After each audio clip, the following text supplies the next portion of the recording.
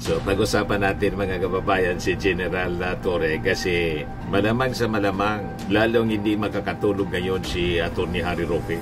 Torre makes drug arrest a performance metrics. Sabi ng post ng Marcos Defenders Worldwide Unlimited. Congratulations General Torre. Bakit kaya may takot sa iyong senador? Makausap yung kanyang nanay. Lumambot mga kababayan. Hindi siya lumambot. Doon pa lang mga kababayan sa Estimor, hindi lang posas yung inabot ni Arnie Tebes. Dinadinahan pati yung paa. Yapan at kaunlaran. Continue to engage with communities and partner with local governments and stakeholders. Strengthen your cooperation with all the other agencies. And above all, center every initiative on the needs, the rights, and the welfare of each Filipino. Nagpapagang mga balita at pagtalakay sa mga isyu ng lipunan. Pulsa, opinyon, banat at paglalantad sa katotohanan. Pulsa, what you see is what you get. You decide. Hello po mga kababayan, si Dante Maravillas, Bicolano vlogger from Albay. So pag-usapan natin mga kababayan si General Torre kasi malamang sa malamang lalong hindi makakatulog ngayon si Atty. Harry Roque. May challenge sa kanya, may hamon na sa kanya yung kaupo pa lang na Chief PNP, ang astig na General Nicolas Torre. Yan ang sabi dito sa balita. Nicolas Torre dares Harry Roque to face human trafficking case. Yang sabi pa naman po ni General Torre, ang utos niya and policy niya sa kanyang mga tauhan, paramihan daw ng huli. Paramihan. New PNP Chief Torre makes drug arrest a performance metrics. Sabi ng post ng Marcos Defenders Worldwide Unlimited. Congratulations General Torre. Bakit kaya may takot sa iyong senador? Nangansya ko. Sabi dito, hiling ng mga DDS tutupadin ni PNP Chief Nicolas Torre. Paramihan ang maaresto. Ipapatupad sa mga kapulisan upang masiguro ang epektibong presensya ng batas. Kaya po yan mga kababayan, siya mismo yung pinili ng ating Pangulong Bongbong Marcos para yung hamon mga kababayan ng mga DDS ng kampo ng mga Duterte na laging sinasabi nila, bumalik na niya ang problema sa droga, hindi na safe yung mga kalsada. Kaya ang utos ni General Torre, mga kababayan, paramihanin ng hulian niya ngayon. Yan ang ating metric sa performance ng ating mga kapulisan. Sigurado mga kababayan, magpapaunahan yung ating mga PNP members sa paghuli ng mga wanted persons. At number 1 dyan mga kababayan, sa high profile na magiging susunod na trophy ni General Torre, si Harry Roque. May pasabi na siya. Sabi natin, oy, Atty. Harry Roque, itudo mo na ang pangangadyaw. Habang may panahon ka pa na magsayaw-sayaw, isayaw mo ng todo yung bangag, ngiwi, butod. Kasi po, maabot ka, pasa saat maabot ka ng mahabang kamay ng batas. Tulad ni Arnie Tebes. Si Arnie Tebes po, ayun, after 2 years na pagtatago, mga kababayan sa Timor-Leste, sinundo ni NBI Director Jaime Santiago. Another former PNP member is PO4, former judge, sharpshooter pati po. O diba mangiyak-ngiyak si Arnie Tebes nang humarap sa media at makausap yung kanyang nanay. Lumambot mga kababayan. Hindi siya lumambot. Doon pa lang mga kababayan sa Estimor, hindi lang posas yung inabot ni Arnie Tebes. Dinadinahan pati yung paa. Malamang yun din mga kababayan ang magiging kapalaran ni Harry Roque. Kaya habang hindi ka pa nahuli, nandyan ka pa sa proud na proud. Todo kantsaw si Harry Roque. Mga kababayan doon sa Dahig. Kasama si Sara, si Marcoleta, si Robin Padilla, si Amy Marcos, si Sara Duterte. Buwelo sa pangangantsaw. Kasama si Marlica. Ngiwi. Butod. O, ito si Harry Roque. Sabi niya, basti Duterte kay Amy Marcos, di kita binoto. Pinagsisiksikan mga kababayan. Amy Marcos yung kanyang sarili sa mga Duterte. Si Baste, sabi ni Harry Roque, pakakita kay Amy Marcos, parang kang sinabi, di niya kita binoto. Yan pakinggan ninyo mga kababayan si Harry Roque. Na ng tanghalian, matapos ng programa, Hay nako, nandun naman si Vice Mayor Baste. Alam niyo ba ang bunga na sinabi ni Vice Mayor Baste kasi late siya dumating? Oh, di pa rin kita binoto. Kinakausap niya si Senator Amy. Number 14 ka sa Davao, di ka pa rin binoto sa Davao. Pero okay lang tayo, okay? Tapos, alam mo, magaling naman si Amy Marcos magdala ng kritisismo. Dinidedma lang niya. Tapos, syempre, nagkakarinyo. Ikaw talaga, Mayor, ha? Di mo na ako talaga pinatawad, di mo na ako binigyan ng chance, ha? Pero ina ka pala ni Amy Marcos kasi wala siyang mapuntahan ngayon. Ano ba? Ano? Diretso si Mayor Basti talaga. Hindi kita binoto. Grabe talaga, no? At syempre yan ay kaharap si Ma'am Elizabeth, yung kanyang mami, at saka si VP Sara. So dire-diretso talaga si Vice. But in fairness to Sen. Amy, she did not lose her composure. Kumbaga, tanggap niya yung galit ng pamilyang Duterte dahil nga naman sa ginawa kay Tatay Digong na nakakulong dito sa dahig dahil sa pagigipit na ginagawa ng pamilyang Marcos. No? So naiintindihan naman niya siguro yun na kung ang kapatid naman niya ipinadala sa kulungan din ng mga Duterte, siguro maintindihan din niya kung bakit magagalit ang pamilyang Marcos sa Duterte. Pero ngayon kasi, ang talagang gumamit ng kapangyarihan para makidnap ang Tatay Digong at maging mawala sa Pilipinas, mawala sa eksena ng politika ng Pilipinas, ay ang pamilyang Marcos. So, matatanggap naman ni Amy Marcos yung galit, kumbaga, lalong-lalo na ng bunsong anak ni Ma'am Elizabeth at saka ni PRRD na si Mayor Baste. No? Ilan lang yan sa mga behind the scenes. Ayan si Harry Roque, ginagamit ang issue, ang kaso ng mga Duterte para pagtakpan yung sarili niyang kasalanan, yung involvement niya sa Pugo. Pinalalabas, pinipersecute yung mga Duterte at kasama na siya doon sa mga pinipersecute ng Marcos administration na bangag. So, paliit ng paliit mga kababayan ang mundo na tinatakbuhan ni Atty. Harry Roque. Sigurado susunod siya mga kababayan na masisilo, mahulog sa kamay ng batas with General Torre promising na sabi niya ang utos niya sa kanyang mga tauhan, paramihan tayo ng huli. Sabi ni General Torre, Harry Roque is a lawyer niya. He should face his case because this is not a case that you can bring to the streets or to rallies. You really have to come and submit yourself to the jurisdiction of the court, sabi po ni Torre. I would like to say that this is a valid case pending before our courts. I think it is prudent for the other accused to just surrender themselves. Ayan po mga kababayan, pakinggan natin yung sinabi ni General Torre. You are highly regarded po sa pag-aresto po sa mga high-profile cases. Meron pa po tayong isa yung sa warrant of arrest na issue ng Pampanga Court over human trafficking dun kila Cassandra Ong and Harry Roque. What's your mandate on this? And ano po yung mensahe nyo sa kanila? Naka 2 over 51 na kami. May 49 pa. Kaya medyo mahaba pang labanan to, mahaba pang trabaho pa.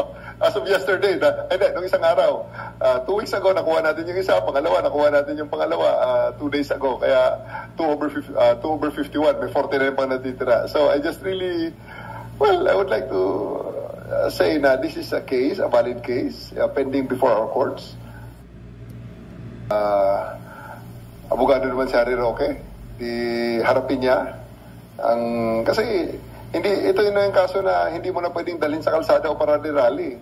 You really have to come and submit yourself to the jurisdiction of the courts and make your case and give your arguments regarding your case. So I think it is but prudent for the other accused to just surrender themselves. May 2-3 kaso kasi ito Ang iba naman is bailable naman So just surrender yourself to the court, come to the jurisdiction, post bail so that you can prepare for your defense. Ngayon, sa mga talagang yung sa human trafficking na warrant, di pasensya kayo. Talagang Nobel recommended yan dahil napakabigat ng kaso na yan. Hindi yan ordinaryo na parang 1 o 2 lang ang dyan.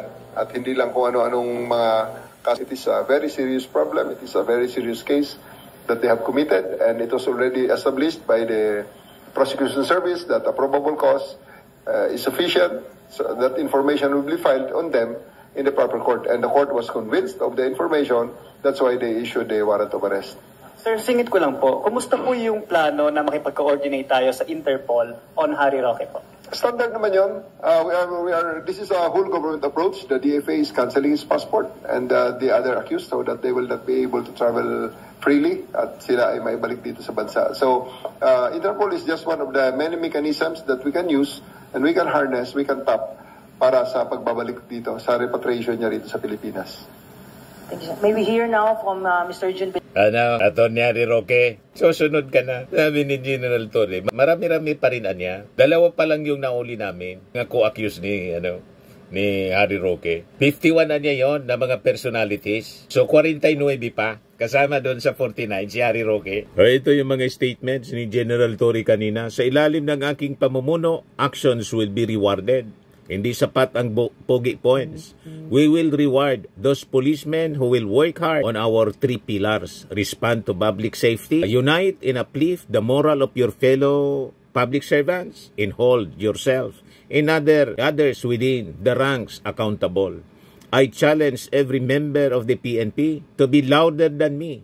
Not only in words but also in action. When you are doing extraordinary things for the people, you deserve to be heard and recognized. Ganon mga kababayan. Kaya siguradong high moral ngayon ang buong hanay ng PNP. At excited silang tugisin. Mismo sa pamumuno at mismong gagawa niyan si General Torre ang susundo. Siyempre, mauna yung mga tawa ni General Torre sa susubaybay doon sa pinagtataguan ni Harry Roque. Kaya bang nagagawa mo pang mangantyaw, itudo mo na yung bangag-bangag-bangag. Ayan si Atty. Harry Roque, naging parang bata na. Naging isip bata na po.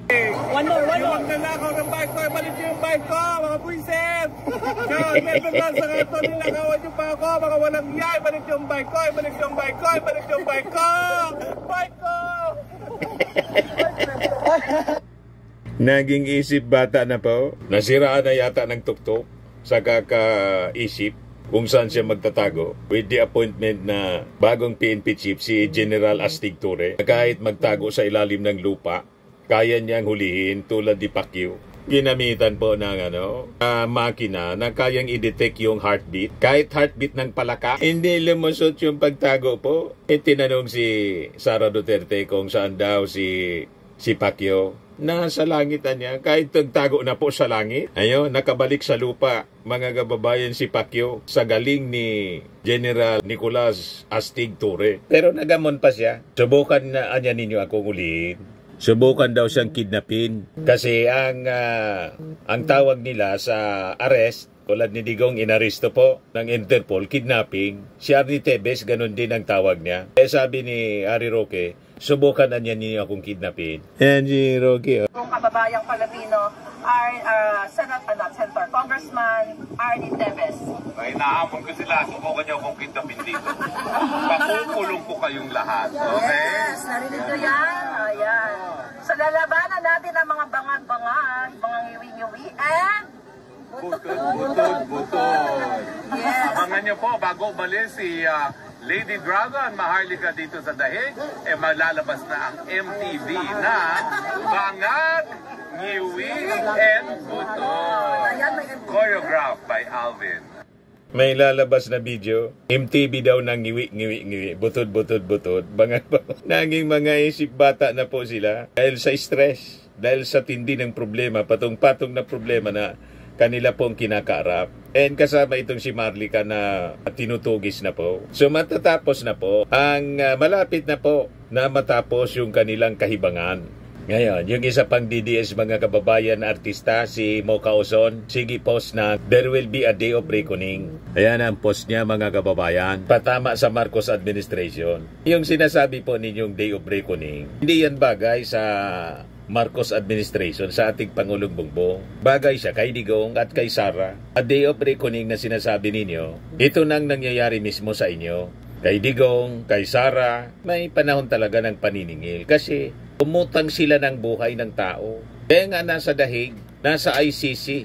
Kasi po, may day of reckoning. Yung hostisya na ilyusib mga kababayan, nung administrasyon ng inyong Tatay Digong, o ngayon na po, it's happening. Pumaharap na po sa hustisya si Digong. At yun din ang mangyayari kay Sara Duterte at kay Harry Roque. Kaya itong day of reckoning na sinasabi po ninyo, para ito sa inyo, hindi para sa Marcos administration. Kasi walang inapi po yung ating Pangulong Bongbong Marcos. Walang inagrabyado. Ang may inagrabyado po, yung mga amo ninyo. Yan ang malinaw po. Malinaw yung sabi ni General Torre, yung utos sa kanya ng ating Pangulo. Just do your job. Yan yung speech ng ating Pangulo. The men and women of the PNP Police General Nicolas D. Torre III. Your assumption of command comes at a time that calls for clarity, for courage, and for conviction. These challenges that we face are evolving. We have transnational crimes, cyber threats, extremist violence, and even police misconduct. At the same time, the opportunities to earn trust and improve public service have never been more reachable. Your leadership will help define what kind of police force we continue to build. One that acts with precision, responds with compassion, and stands as a pillar of accountability. Hamon ko sa iyo, panatilihin mong malinis at marangal ang hanay ng ating mga kapulisan. Bilisan ang investigasyon sa mga kaso laban sa mga pulis na lumabag sa batas upang maibigay natin ng hustisya sa lalong madaling panahon. Paigtingin din ninyo ang presensya ng kapulisan sa mga lansangan. Siguruhin mas maraming pulis na umiikot sa mga kalsada at nagbabantay sa ating mga komunidad, lalo na sa lugar na madalas ang krimen at kaguluhan. Kapag kailangan ng taong bayan, dapat may pulis na agad nagre-responde.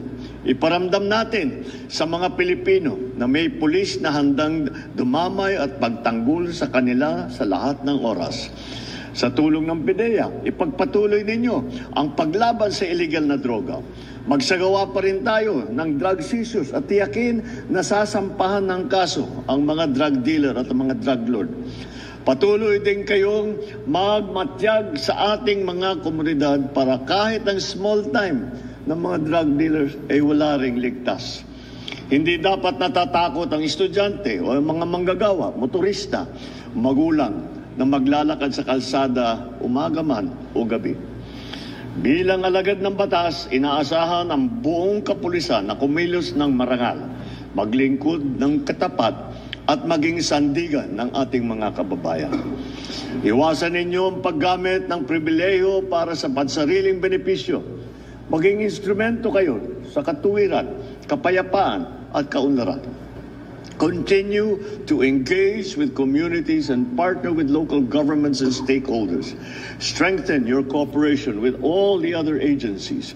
And above all, center every initiative on the needs, the rights, and the welfare of each Filipino.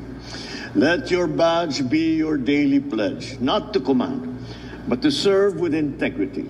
Let every decision uphold the law, and let every gesture reflect the quiet dignity of true public service. May the PNP become a source of hope and reassurance to every community that you protect. This change of command ceremony is a renewed promise, a clear mandate to champion peace, to serve with honor, and to move our nation forward with dignity. Together, let us shape a bagong Pilipinas where every citizen is disciplined and obeys the laws, where every police personnel is a role model worthy of trust, of respect, and where the standard of keeping our people safe is high. Maraming salamat at mabuhay ang PNP, mabuhay ang bagong Pilipinas. Ito naman po, Max Framing and Lifting Cream, pinapahid po sa mga pulses in affected area. Mainam po sa paninigas ng mga kaso-kasuan. Ito naman po, Automax Radiant Serum. Sa mukha naman yung application, anti-aging po siya. You will look 10 years younger than your age. Sa mga cancer patients naman po, baka lang gusto ninyo itong itry. Neng siya red mixed fruit drink. Hindi mo po siya gamot, food supplement siya. Kaya lang, gawa siya mga kababayan sa goji berry. Yung goji berry may anti-cancer properties. O ngayon, yung mga inquiries ninyo, dumiritso na lang kayo sa aming messenger sa Facebook para masagot namin agad. Ayos pa? Ayos na ayos niya, Mr. Maravilla. At sa mga naghanap po ng malinis and spacious fitness gym, pumunta lang po kayo sa aming Colossal Fitness Gym. May Grab car rental din po kami. Ito naman po yung bago naming product na binibenta online. iGlow Serum Whitening po siya. Tingnan ninyo yung epekto sa aking anak na architect before and now. Yung mga inquiries po ninyo, dumiretso na lang kayo sa kanyang Facebook account, Riz Maravillas.